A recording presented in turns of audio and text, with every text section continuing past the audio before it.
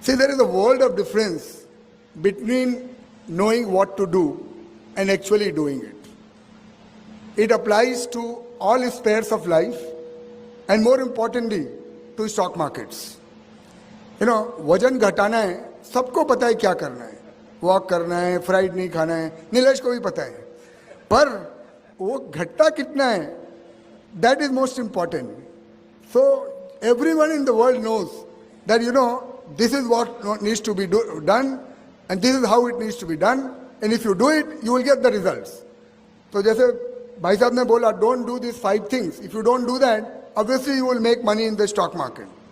But when it actually comes to implementing, you pledge your knowledge somewhere, you borrow someone's knowledge at that point of time because you want to get rich, you want to make quick money. So even though you know the principles, what not to do, but you will exactly do what is not to be done in the stock market. So everyone knows that there is hardly few people who have examples that you can make money in trading by being part-time in it. I'm not commenting on people who do it full-time, but as far as I am concerned, I have seen so many people who come, सुबह आ गया, अच्छा है, बम्बई से tip I है यार, आज ये लेने का है, 5 मिनट फोन लगाया और शेयर ले लिया, फिर क्या हुआ, वो टिप चली नहीं, 2-5% शेयर का भाव घट गया, बम्बई वाले को फोन किया, बोले भैया क्या प्रॉब्लम है, तूने सुबह बोला था 5% घट गया, बम्बई वाले ने बोला नहीं कोई प्रॉब्लम नहीं है, ये चलने वाला है, ये पक्का, अपना खबर एकदम पक्का है. Then next day comes, some global event happens, another 5% is gone. Then once it gone 20%, you will keep putting the money in the trade, you will keep putting the difference. When it goes to 30%, then you become long-term investor. So you bought something for trading and then actually you became long-term investors. So you had no idea, you had no clue about that company. Someone gave you a tip and you went ahead, implemented that tip and then kept averaging. Now all these things are written in a book that don't do this. We always end up overestimating what we can achieve in the short term. And we always underestimate what the possibilities in the long run are. If you are an investor and if you had like a 15-year time frame for being an investor in the markets, this is the kind of return which you would have generated. So let's say Bajaj Finance is up 471 times. 471 times in this time frame. UPL is up 267 times. Titan is up 244 times. Shree Cement is up 222 times. And the list goes on.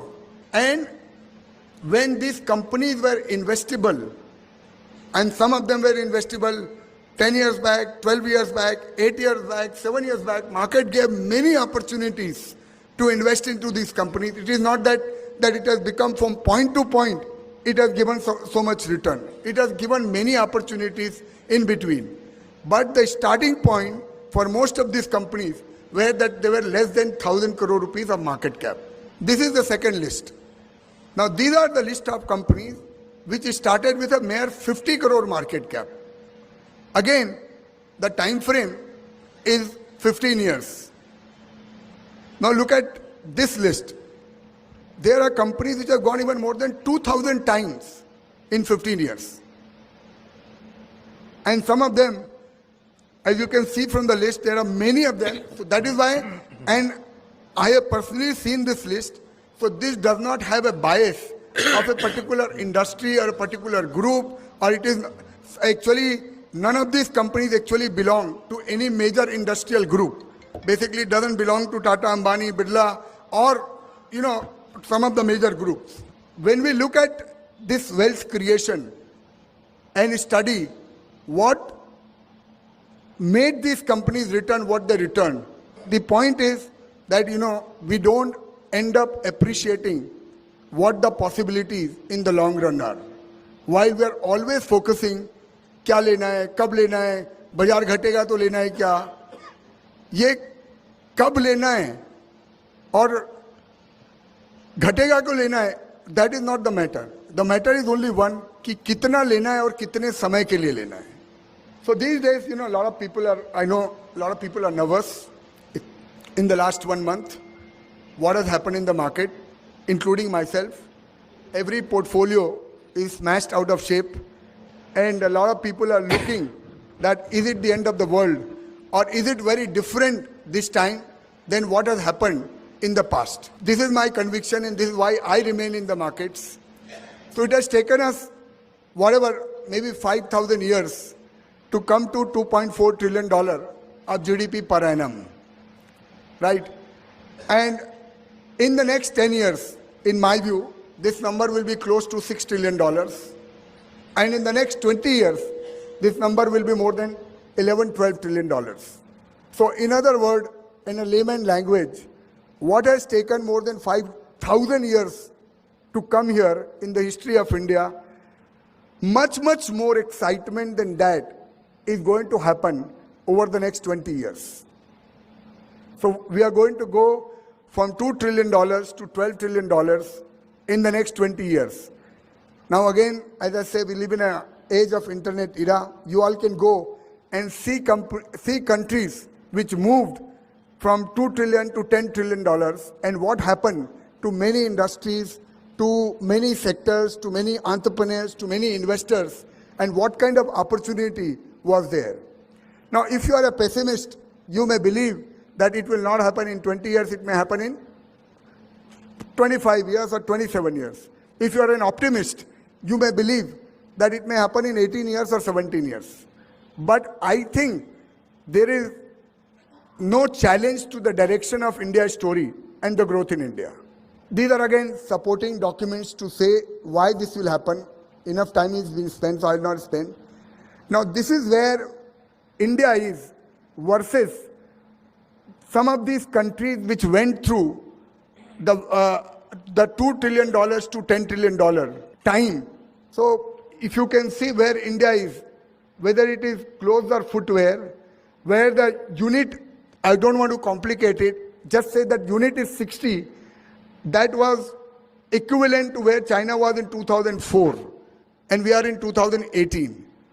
And China today is at 239, Korea is at 662, and USA is at 924. And these are the various industries where India is lacking, and this is where China was in equivalent year where India today is. So as you can see, the gap is very large. In some cases, we are still in China as compared to 1990. So we are roughly 15-20 years behind most of these developing countries which went through the GDP creation of $2 trillion to 4, 6 and $8 trillion. I think, there is a lot of bad things which is spoken, a lot of there in media, there is a lot of skepticism about the current government. But what they have done definitely is these 4 things. They have made life simple for honest people because of GST. It is transparent, so when we speak to a lot of companies, we get a feeling that at least it has become far much more transparent than what it used to be in India. It is affluent and it is resilient. This is for near term. I think corporate earnings are going to grow at 20%, at 14% CAGR. And in the past, we have seen wherever corporate earnings grow, you have reflection of that in the markets. So is this the first time markets are correcting? You can see I plotted it in the last 25 years. The reasons every time are different. Sometime it is 2008, which is the crisis of Lehman Brothers. Sometime it is Kargil war. Sometime it is X. Sometime it is Y. The reasons are different, but markets find a way to correct and then bounce back because of the inherent strength of the country as well as of the companies which are there here. So this is part 2. So first is, how do you construct a portfolio, and what has been my key learning? So you having decided that the markets will always bounce back, but you don't make money by saying that India is going to do well. You don't make money by saying that this industry is going to do well. आप पैसा बनाते हो जब कोई अच्छी company या अच्छे stock में आप पैसा लगाते हो. तो द क्रक्स जो मैटर है वो यही है कि आपके पास कौन सी कंपनी है और कौन सी इंडस्ट्री पे और कौन से एंटरप्रेन्योर पे आपने बेट किया. तो जो मैंने लिस्ट बताई पहले, उसमें सिर्फ 25 कंपनियां थी जिन्होंने 100 से 2000% का रिटर्न दिया. मैं आपको एक और लिस्ट बता सकता हूं जिसमें 2000 कंपनियां हैं जिन्होंने निगेटिव रिटर्न दिया है यही टाइम फ्रेम पे इन द लास्ट 15 ईयर. 2000 कंपनियों ने, तो 2000 कंपनियों में निगेटिव रिटर्न है और 25 कंपनियों में पॉजिटिव रिटर्न है. तो एक्चुअली पिन पॉइंट कर पाना आप कौन सा स्टॉक खरीदना है और कितना खरीदना है, that is real art of investing. अभी ये क्या है प्रॉब्लम, सब लोगों को ये बहुत आसान लगता है दैट किसी से टिप मिल जाएगी, कोई बैलेंस शीट पढ़ लेगा, अपन किसी सीएफओ को किसी कंपनी में जानते हैं, वो अपने को खबर दे देगा, कोई चार्टर्ड अकाउंटेंट अपने को समझा देगा. पर मैं बोलता हूँ आपको 25 साल में मैंने सीखा है ये बहुत ही कठिन काम है और पूरा हिंदुस्तान इसी पे लगा हुआ है, including the people are running the company. वो भी अपना शेयर खरीदना चाहते हैं, उसका अकाउंटेंट भी चाहता है कि मेरा स्टेक कंपनी में होना चाहिए, वो बाबू भी चाहता है कि मेरे पास 75% होना चाहिए, और वो लोग भी फेल हो जाते हैं. तो अगर आप 2008 में देखो, दुनिया के पूरे शानों ने वारंट ले लिया. I don't want to name a person, पर आप जाके 2008 का गूगल देख लो, कितने सारे लोगों ने अपनी कंपनी का वारंट लिया था और वो सब कंपनी वाले को सब खबर था ऐसा हो जाएगा वैसा हो जाएगा. But the fact of the matter is 2008 में सब शानों ने वारंट लेने के बाद वो वारंट का पैसा डूब गया. What happened to the market was a very different thing. So first is that you have to choose the portfolio right. So in choosing the portfolio, I would just say what works for me. What works for me first is there is a bull run always everywhere going on. Somewhere there is a bull run which is going on in the market. So let's say if you are convinced that India is not going to do well 1 year back, oil prices are going to rise, right? Current account deficit is going to rise. Then you will have a pressure on the currency. If you are convinced that yes, this is the reality, now you have to look at कि इससे bull run कहाँ पे आएगा.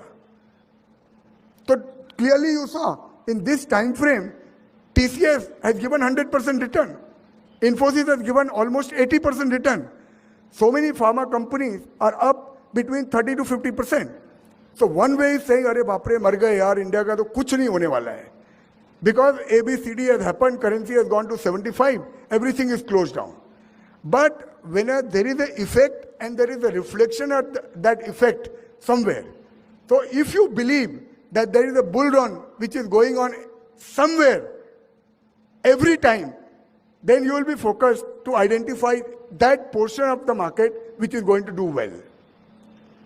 Then it is prudent capital allocation. And this is where I have lost a lot of money personally. We lost a lot of money in our fund. So what happens, when you get convinced that this is a particular thing which is going to do exceedingly well, you allocate disproportionate amount of your wealth. And for some time, actually it works beautifully. And you get really gung-ho and you get overboard. And there comes a time, then even 50-60% of your portfolio gets into that particular group or particular stocks. That is dangerous. You have to make sure that there is absolute balance in your portfolio. So at some point of time, you'll have to keep cutting your winners to achieve that balance. Because you never know what goes wrong, even in most brilliant companies. Like, could you have ever imagined that Kodak will become nil 25 years back? Could you have ever imagined that Nokia will become nil 25 years back? Could we ever thought कि post office और MTNL का ये हाल हो जाएगा इन 20 years? No, right? So what changes comes, you never know. The only way to protect against these changes is to make sure that you have proper allocation to your portfolio. Third is choosing the right horse. Now, and choosing the right jockey. Now, these are not written anywhere in the book. These are my own learnings, so I put it verbatim. So what has worked for me, that if you choose the right entrepreneur, and if you choose the right business, You may temporarily go wrong or right, but in the long run, you will really emerge as winner. Now let me give you an example. Like, there are so many banks in India which are there. Why is it that HDFC Bank only has created disproportionate wealth for its investors? If you look back, there was a real jockey in the form of Aditya Puri who actually has delivered that for investors. So whenever we see a big success, and this can be seen even in the wealth creators which I pointed out, invariably you will have an extremely strong management which is driving these businesses. So if you choose the right business and then the right entrepreneur and the right management, I think majority of the work is done. Then you have to just sit, relax, and allow the time to pass and allow the company to perform. It's very easy to say, to say that, so what is so difficult in choosing the right entrepreneur and choosing the right sector? But that is the most difficult part. Then, if you have it, and if you really get convinced, then you have to really bet big in the beginning itself.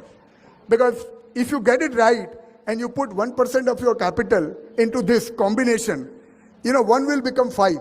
But still in a portfolio, it will be 100 out of 5. If you ever get it, and trust me, when you get it, you will be in minority. It will not be that 100 people will coincide with you and say that, yes, what you are saying is right. You will be in absolute minority at that point of time. But if you are convinced, then you have to bet big. The second thing is about investment timing and considerations. A lot of people hate bear markets, or you hate these kind of corrections. In fact, people like us who are professional investors, we love this kind of corrections.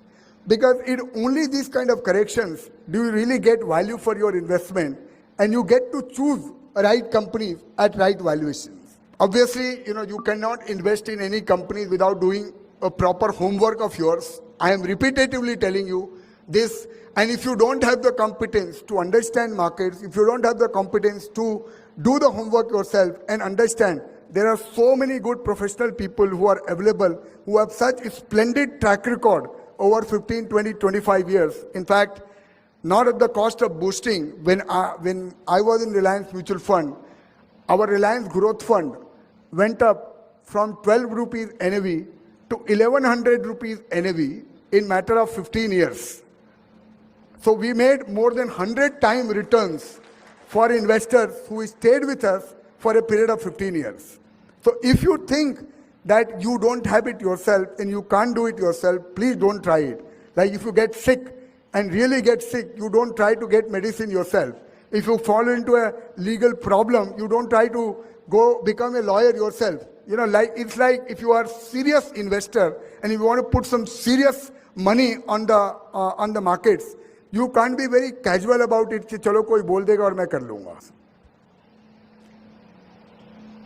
I think this is all, a lot of gyan is there, so I'll leave this presentation. So the people who are more interested in a deeper knowledge, they can go through it.